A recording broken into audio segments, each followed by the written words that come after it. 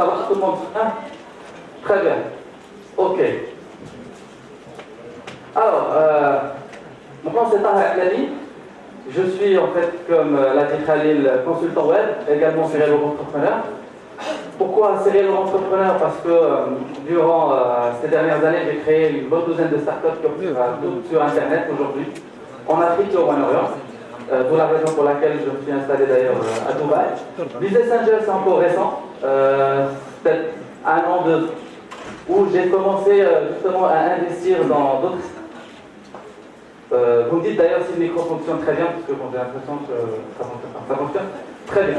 Alors je disais, c'est que ça ne fait que quelques mois que j'ai démarré business investir, donc je pense que je vais passer au micro traditionnel, c'est plus simple pour tout le monde, même si je préfère celui-là. Donnez-moi une seconde. Et voilà. Parfait. Et donc, pour ne plus parler de l'histoire de Business Angel, à moins qu'il y ait parmi nous aussi des startups qui cherchent des investissements, donc ça on peut en parler par la suite. Donc, plusieurs startups qui opèrent en Afrique et au Moyen-Orient sur des technologies Internet. L'entreprise principale s'appelle ABWeb, qui est une agence digitale 360 degrés, qui peut-être vous connaissez en Afrique peut-être des marques comme Sony, donc on gère la stratégie digitale de Sony en Afrique, Sony Mobile, donc la marque derrière. Et bien d'autres marques comme Europcar, Frico, donc pour les fromageries, Edam, donc voilà, etc. Mais c'est pas pour ça que je suis là aujourd'hui. Je suis là parce qu'on m'a demandé d'ailleurs de faire une présentation de 20 minutes. 20 minutes qui correspond d'ailleurs au nombre d'années que j'ai d'expérience Internet, c'est un peu à un hasard. Mais c'est une responsabilité parce que c'est compliqué aujourd'hui, je trouve. Parce qu'il y a énormément de personnes qui sont là. Et c'est vraiment une audience très diversifiée. Donc je vous demanderai s'il vous plaît par applaudissement de me dire qui est là. Est-ce qu'il y a des annonceurs ici s'il vous plaît? Il y a 0 annonceur. Mais s'il vous plaît je vous demande d'applaudir parce que c'est important les annonceurs.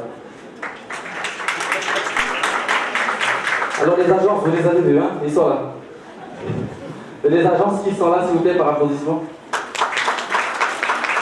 Très bien. Donc, vous partagez les budgets parce qu'il y a plus d'agences. Il y a des membres de l'écosystème aussi, il y a des étudiants, des professeurs, j'imagine, donc c'est relativement compliqué de s'adresser à toutes ces personnes-là sous le même toit. Et donc c'est pour ça que c'est un challenge qui est accepté déjà, donc j'accepte ce challenge. Et c'est pour ça que j'ai choisi de parler d'un sujet super simple et précis, qui sont les tendances du digital. Et donc pour faire cela, vous allez voir par la suite, on va citer une liste de tendances actuelles et futures, je dis bien actuelles et futures. Il n'y a aucun ordre dans cette tendance-là, donc il ne faut pas croire qu'il y a un ordre d'importance. Aussi, ce qu'il faut savoir, c'est que peut-être pour certains, ce sont des tendances qui sont anciennes, mais si ces tendances sont là, c'est qu'elles ne sont pas aussi anciennes que ça, c'est juste que peut-être que vous êtes avant-gardiste, et c'est tant mieux. Donc voilà, bien sûr, je ne pourrais pas rentrer dans les détails de chacune de ces tendances-là. Je pourrais faire cela par la suite après dans les couloirs, n'hésitez pas à venir m'en parler, ou si vous avez des questions, parce qu'effectivement 20 minutes, on gardera 10 minutes pour les questions par la suite. Mais avant ça, on va passer d'abord par des statistiques. Et donc, vous le saviez ou vous ne le saviez pas encore, on est déjà 7 milliards et demi presque d'habitants sur cette planète. Je ne sais pas si vous le savez, mais la moitié de ces gens-là sont connectés sur Internet. La moitié. Et donc, c'est très important de savoir ce que tout à l'heure, c'était Aurore qui parlait donc que c'était impossible de ne pas être sur les réseaux sociaux. Donc effectivement, aujourd'hui, on est à peu près 30% de la population mondiale qui est sur les réseaux sociaux. Donc 30%, c'est énorme. Voilà. Et un grand pourcentage, c'est sur les personnes qui sont connectées. Je vous parle de ces statistiques pour vous montrer et vous rappeler que Internet, ça évolue. Parce que moi, j'étais parmi les premiers à être connecté. Et on était à peine une centaine de milliers et c'était déjà super excitant. Alors qu'alors avoir des milliards connectés, c'est juste des dollars moi que je vois. Donc, et j'espère aussi que vous aussi vous allez voir ces dollars-là. L'Afrique. Et l'Afrique, pourquoi j'en parle? Parce que c'est là où en fait j'ai mon business, donc l'Afrique et Moyen-Orient. J'ai enlevé la slide Moyen-Orient pour le moment. Afrique, c'est 1 milliard de personnes. La particularité que nous avons en Afrique, c'est que à peine en fait 40% de ce milliard qui est en fait en zone urbaine et donc forcément qui ont un accès à Internet régulier. Donc d'ailleurs j'ai oublié de mentionner que c'est une étude qui a été faite ou un rapport qui a été fait par Hootsuite et We Are Social, que je vous invite vivement à télécharger et à lire. Et 100 slides super intéressants sur des chiffres super intéressants. Par exemple, on y apprend que... vous êtes toujours là? Très bien. Vous passez combien de temps sur Internet? Par jour? 15 heures. Voilà, on est dans le digital. On a l'impression effectivement de croire que tout le monde passe 15 heures ou à la rigueur 1 heure par jour. Les statistiques donnent 4 minutes par jour. Donc c'est important de savoir que les gens ils passent 4 minutes par jour sur Internet.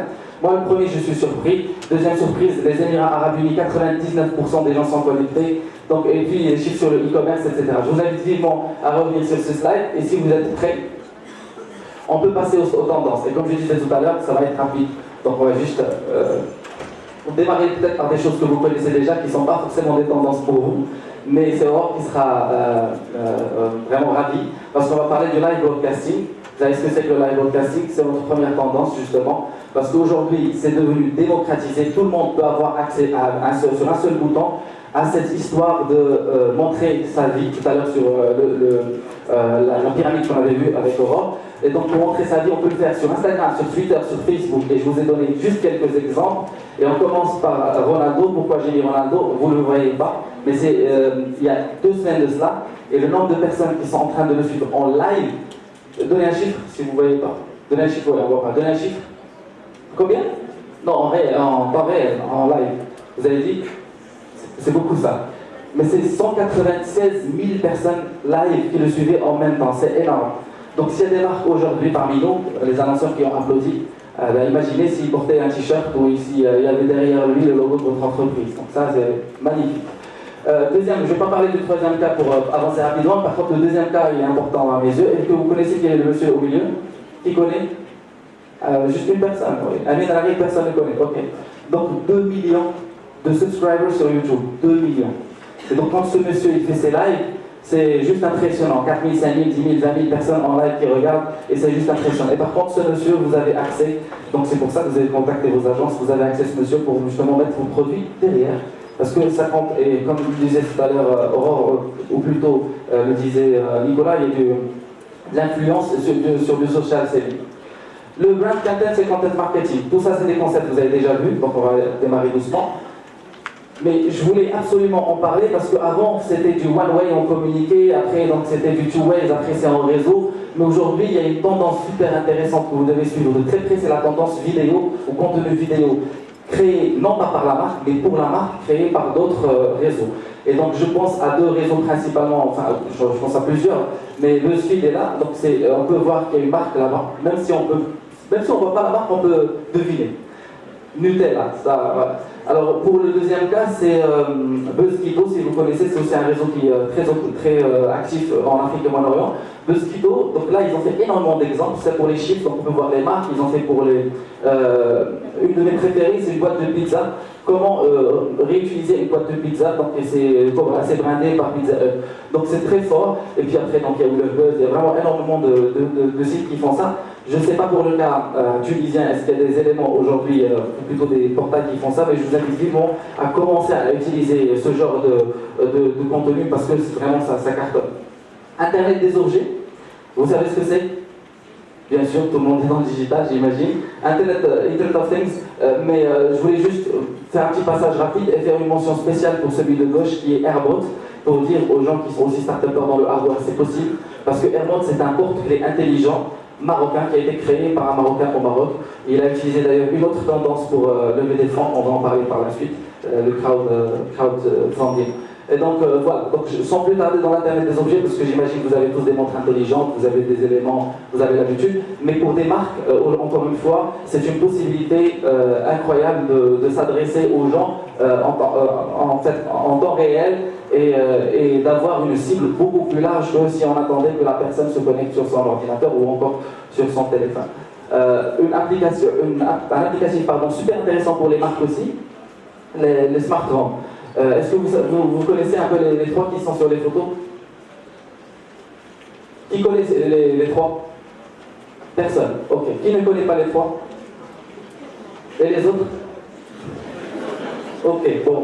Voilà, il faut comprendre des choses. Donc, revenons sur ces différentes smart home devices. Le Amazon Echo, qu'on appelle Alexa, est super intéressant.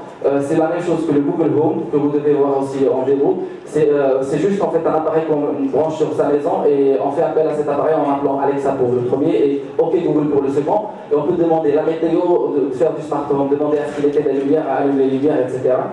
Et donc imaginez votre marque, je suis en une banque, je dirais OK Google, combien j'ai sur mon compte bancaire. OK Google envoie un virement à X ou à Y, enfin à Scandal, c'est plus intéressant. Et le Nest, celui du milieu, c'est un thermostat intelligent qui a fait ses preuves parce qu'il a fait un énorme buzz mondial. Et dans cette optique-là, donc l'une de nos startups qui s'appelle Casablanca, elle travaille sur du smart home, donc de la maison intelligente, en dialecte marocain. Et donc on l'a appelé Halima pour le moment. Donc en gros on lui dit Halima j'alto, Halima tfetto, donc elle va éteindre la lumière. Et vraiment ça marche super bien. Et donc tout ça c'est des tendances donc il faut suivre de très près. Ah, une de mes préférées c'est l'ubérisation. Vous connaissez Uber tous, mais est-ce que vous connaissez le terme ubérisation? Est-ce que ça veut dire ubérisation? Donc ubérisation, c'est, on va dire, Uber qui a créé une économie nouvelle qui s'appelle le on-demand economy. En cliquant sur un seul bouton, on va avoir des gens qui vont venir. Quelle que soit l'industrie dans laquelle vous êtes aujourd'hui, on peut appliquer cette règle économique à cette industrie. Facile. Je peux demain créer une application. On va commencer par ceux qui sont là. Wash Plus, d'ailleurs c'est un Algérien qui a lancé ça aux Émirats. Wash Plus en fait c'est pour les laundry, c'est pour les pressings. Donc on clique un bouton et les pressings il vient chez vous pour récupérer vos vêtements et vous les ramener les lendemain. Karim, en fait vous connaissez ses concurrents. J'ai mis Karim parce qu'il y a ici, je ne sais pas s'il est là, ici. Le directeur de Diana Pro, c'est un ex-Karim, donc du coup. Et pour U-Drive, une de mes préférées, U-Drive, un clic de bouton, je peux voir les voitures qui sont disponibles à côté de moi, je pars, j'ouvre la voiture avec mon téléphone, et dans la boîte à gants, il y a les clés de la voiture pour la démarrer, et voilà. Une fois que je termine de l'utilisation de ma voiture, je la dépose n'importe où. Matic pour les femmes de ménage, etc. D'ailleurs, tout à l'heure, j'ai eu une idée de ubérisation ici même. Donc l'ubérisation, donc je clique sur un bouton et donc je vais voir les gens qui sont disponibles pour poser des questions. Donc ça réglera pas mal de problèmes. Et puis voilà, du coup je vois aussi des sièges qui sont vides. Pour les gens qui sont derrière, il y a des sièges vides. Donc à moins que vous voulez qu'on crée une application et récupérer des gens dehors qui veulent venir s'asseoir ici. Encore une fois, rapidement, je vais trop vite pour essayer de voir le maximum de choses. J'espère qu'on est encore dans le temps. Les smart apps, machine learning et AI, artificial intelligence. Bon, tout ça, en fait, je devais les mettre sur différentes slides, mais je me suis dit, il y a tellement de points de rencontre entre ces éléments-là, je vais les mettre dans une seule slide et parler de certains éléments. C'est pour ça que j'ai choisi. Donc, bon, machine learning, vous savez un peu ce que c'est, vous avez une machine, vous lui demandez d'apprendre du comportement de ses utilisateurs. Aussi, artificial intelligence, vous faites en sorte que la machine, elle, va répondre aux gens. D'où, en fait, aujourd'hui, Messenger Bots, qui a été créé par Facebook. Je ne sais pas si vous avez déjà utilisé des bots Messenger ou pas encore.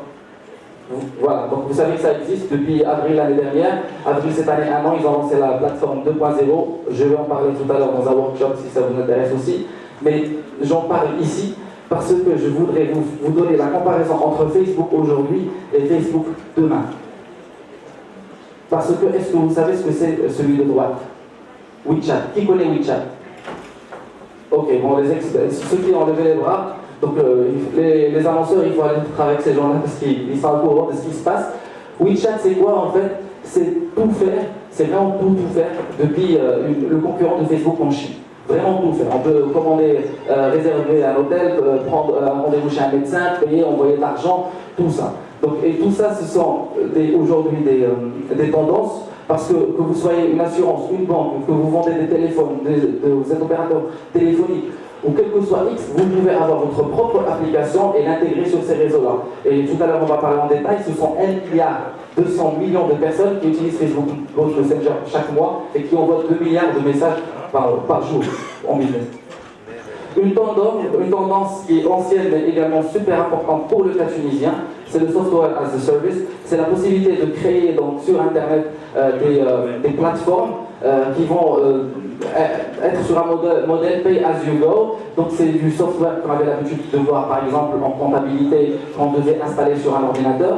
Aujourd'hui, plus besoin d'installer sur l'ordinateur, on va aller directement en ligne et en fait on va juste par des clics simples, sans aucune connaissance en programmation, utiliser le service et payer juste ce qu'on va utiliser. Le cas ou les deux cas que j'ai mentionnés, par exemple, Chatfuel, on va parler de c'est la possibilité de créer, vous vous rappelez des Facebook Bot Messenger, donc je viens de mentionner ça.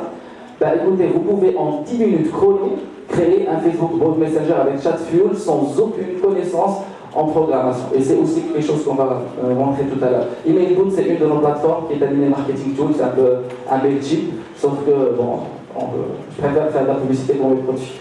Ma slide préférée, j'adore celle-là. On est bon 3 minutes. Ok. Mais c'est ma préférée, je peux prendre plus de temps. Alors, AR, VR, donc Augmented Reality ou Virtual Reality, tout le monde connaît, j'imagine, ici. Donc, juste pour rappel, donc, pour les tendances, donc aujourd'hui, il y a plusieurs devices. Le Oculus qui a été racheté par Facebook, le PlayStation VR qui fonctionne sur les PlayStation. Et même si vous n'avez pas les moyens pour acheter ces devices-là, vous pouvez juste vous procurer le Google Cardboard qui est en fait du carton par Google qui coûte $1. Et puis, voilà, avoir votre propre VR avec votre smartphone à l'intérieur de ce dispositif. Cartonné. Pourquoi j'en parle? Parce que les marques qu'elles en font aujourd'hui, et je donne quelques exemples de Ghostbusters. Ghostbusters VR, ça n'existe que à New York et à Dubaï. Ils ont réussi à faire l'expérience avec vos amis, vous rentrez, on vous met un sac à dos et vous devenez un Ghostbuster, le fameux SOS fantôme. Et donc vous vivez l'expérience en bougeant, ça vibre, il y a les fantômes qui viennent vous toucher, etc. C'est extraordinaire. Et d'ailleurs, même cas pour une marque qui s'appelle Merrell pour le hiking, pour l'ascension, ils ont fait la même chose, donc une expérience d'ascension comme madame qui venait de la Islama, elle allait tomber, donc c'est la même expérience, donc on vit, on a l'impression qu'on va tomber, etc. Donc les deux derniers, importants aussi, parce que Facebook Spaces va révolutionner le monde de la réalité virtuelle. Est-ce que vous savez ce que c'est Facebook Spaces? Ok. Facebook Spaces, ça a été créé par Facebook pour Oculus Rift et c'est le premier réseau social network, réseau social qui est fait par Facebook sur Oculus Rift. Et donc en gros on peut passer des moments avec ses amis, faire des trucs, jouer, voyager, regarder par exemple des vidéos en 360 degrés, chose qui est impressionnante. Et donc ça c'est l'avenir et quel que soit votre produit, votre marque, c'est là où il faut y aller parce que vraiment c'est l'avenir. Et c'est tellement l'avenir que Facebook a lancé deux nouvelles, deux applications, une qui s'appelle Facebook AR Studio, donc la possibilité de vous donner dès demain, pour ceux qui n'ont pas l'accès au bêta, vous allez pouvoir créer, donc vous voyez les filtres Facebook sur les stories Facebook. À partir de maintenant, vous pouvez créer vos propres filtres. Et non seulement ça, vous pouvez créer des filtres qui sont animés, à l'image des filtres qui sont animés sur, par exemple, sur Snapchat, quand on ouvre la bouche, quand on fait blackface, ce genre de choses. Voilà, je sais aussi faire ça. Une tendance super importante, qui date des années 90, mais c'est toujours important jusqu'à aujourd'hui, c'est le mobile. Si vous avez une marque, vous n'êtes pas sur le mobile, c'est très mauvais, vraiment très très très mauvais. Donc parce que aujourd'hui le trafic qui provient des téléphones portables, il est supérieur au trafic qui provient des comment dirais-je? Merci. Donc 2 minutes. Le trafic qui provient donc des desktops. Comme on peut le voir, le desktop c'est 45% du trafic mondial. Le reste, en fait, c'est 50% mobile, tablette 5% et 0,12% pour le reste, donc pour ce qui est device gaming, etc. Et pour les gens qui sont plutôt Android, iOS et qui se posent la question, en termes de trafic, vous avez une idée aussi, c'est 71% pour Android et vous voyez que c'est uniquement 20% pour iOS. Mais pour ceux qui sont dans la monétisation des applications, iOS reste plus intéressant parce qu'on peut monétiser mieux. D'autres tendances, parce qu'on n'a plus le temps, donc j'ai bien fait de les mettre comme ça. Donc il y a la crypto-monnaie, si vous savez ce que c'est crypto-monnaie, c'est un peu Bitcoin. Et donc la technologie qui est derrière l'architecture s'appelle blockchain, aujourd'hui il est utilisé dans d'autres industries également. Nous avons les autonomous vehicles, donc ce qu'on peut voir pour Tesla par exemple, qui a fait son autopilot, donc aussi c'est une tendance. Et quelle que soit la tendance dont je parle, vous avez la possibilité d'inclure votre marque dans cette tendance-là, et c'est pour ça que j'en parle. Le iHealth, le fintech, le crowdfunding, vous savez ce que c'est que le crowdfunding, j'imagine, parce que c'est tendance aussi ici. Il y a aussi le crowdsourcing, donc au lieu de donner de l'argent, de demander aux gens de donner de l'argent, on demande aux gens de vous aider. Donc voilà, etc., etc. Et donc un petit mot de la fin, donc oui, c'est mon ami Mohamed El Doumi, avec Nassim Lounis, donc un Algérien, un Tunisien, un Marocain. Et donc voilà, comme quoi Internet n'a pas de frontières. Et donc mon dernier mot, c'est de vous dire tout simplement, si vous êtes une agence, essayez de proposer à vos annonceurs des éléments qui sont super tendances pour avancer. Et si vous êtes un annonceur, essayez de faire plus confiance à vos agences et surtout les petites agences parce qu'elles ont énormément de potentiel. Si vous êtes étudiant, vous êtes passionné, ils vont continuer parce qu'on a encore de la place pour vous, je vous l'ai dit. Si vous êtes professeur, vous avez besoin de nous, on est là. Et donc voilà, c'est mon dernier de la fin, enlevons les frontières et travaillons ensemble en ligne. Merci. Bravo. Merci.